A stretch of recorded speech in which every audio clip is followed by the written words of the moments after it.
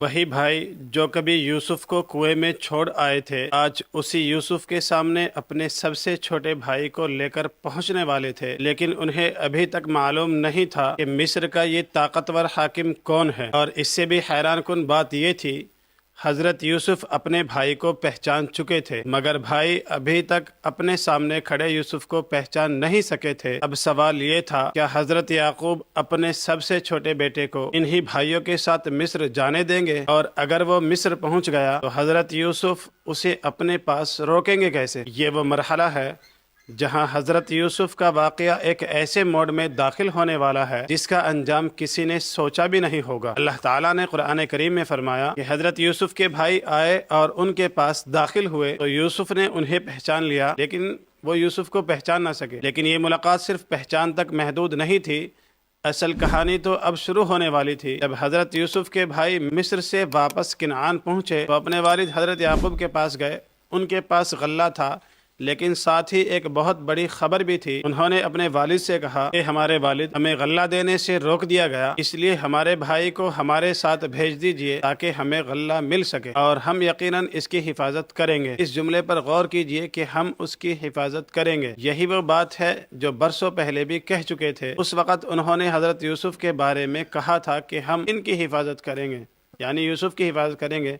फिर क्या हुआ था, हजरत यूसुफ उनके साथ गए और वापस नहीं आए। अब वही भाई दोबारा एक भाई की हिफाजत की जिम्मेदारी ले रहे थे। हजरत याकूब ने उनकी बात सुनी तो उनके दिल में पुराना जख्म ताज़ा हो गया। उन्होंने फरमाया, क्या मैं इसके बारे में तुम पर भी उसी तरह एतमाद करूं जैसे इसके भाई के बारे में पहले तुम पर एतमाद किया था? फिर हजरत याकूब ने एक ऐसा जुमला फरमाया जिसमें सब्र भी था, दर्द भी था और अल्लाह पर भरोसा भी था। अल्लाहु खैरुन हाफिज़ुम व हुवा अरहमुर राहिमीन। बस अल्लाह ही सबसे बेहतर हिफाजत करने वाला है और वो सब रहम करने वालों से बढ़कर रहम करने वाला है। यहाँ एक बहुत बड़ा सबक है।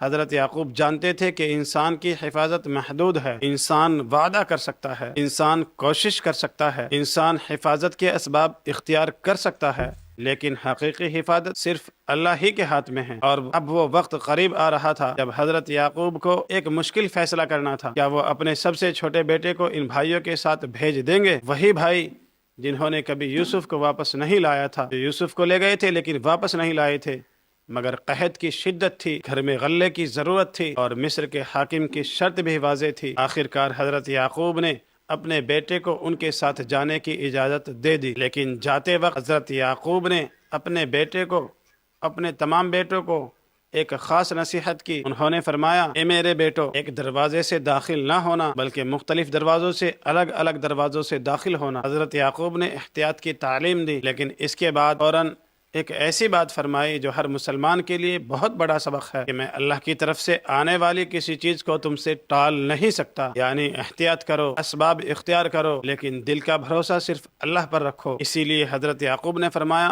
अलैहि तवक्कलतु व अलैहि फल्यतवक्कलिल मुतवक्किलून। उसी पर मैंने भरोसा किया और भरोसा करने वालों को उसी पर भरोसा करना चाहिए। अब भाई अपने छोटे भाई के साथ मिस्र की तरफ रवाना हो गए, लेकिन उन्हें मालूम नहीं था कि उनका ये सफर गल्ला लेने के लिए सफर नहीं था।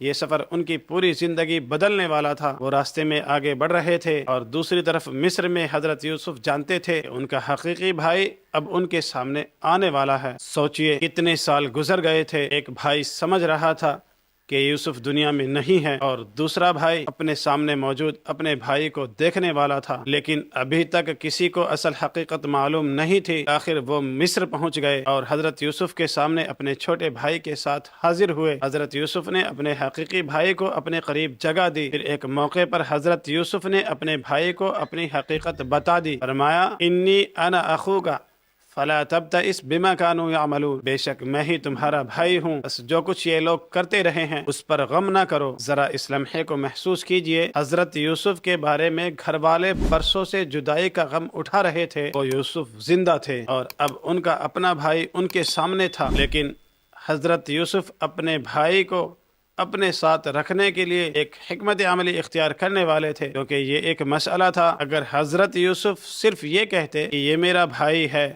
اور میں اسے اپنے پاس رکھوں گا۔ دوسرے بھائی کیا اسے مان لیتے؟ یقیناً یہ آسان نہیں تھا، لہٰذا اب اللہ تعالیٰ نے ایک ایسا سبب پیدا فرمایا جس کے ذریعے حضرت یوسف اپنے بھائی کو اپنے پاس رکھ سکیں گے۔ اور یہاں سے کہانی ایک انتہائی حیران کن موڑ میں داخل ہوتی ہے۔ حضرت یوسف نے اپنے بھائیوں کا سامان تیار کروایا، پھر کیا کیا؟ بادشاہ کا پیمانہ اپنے بھائی کے سامان میں رکھوا دیا۔ اس کے بعد جب قافلہ روانہ ہونے لگا تو ایک اعلان کرنے والا پکارا، یا ایتھا العیر انکم لسارقون، اے قافلے والو تم لوگ چور ہو۔ بھائی حیران رہ گئے، انہوں نے پلٹ کر پوچھا، ماذا تفقدون، تمہاری کیا چیز گم ہوئی ہے؟ کہا گیا کہ بادشاہ کا پیمانہ گم ہو گیا ہے، اور جو شخص اسے لے کر آئے گا اس کے لیے ایک اونٹ کا بوجھ انعام ہے۔ اب بھائیوں کا سامان تلاش کیا جائے گا۔ سامان تلاش کیا جانے لگا، ایک ایک شخص کی تلاشی لی جانے لگی، اور اب وہ لمحہ قریب تھا۔ اس کے بعد حضرت یوسف کے بھائی اپنے چھوٹے بھائی کو آسانی سے واپس نہیں لے جا سکتے تھے۔ تلاشی شروع ہوئی، پہلے دوسرے بھائیوں کے سامان دیکھے گئے، پھر آخر میں چھوٹے بھائی کے سامان کی باری آئی، اور پھر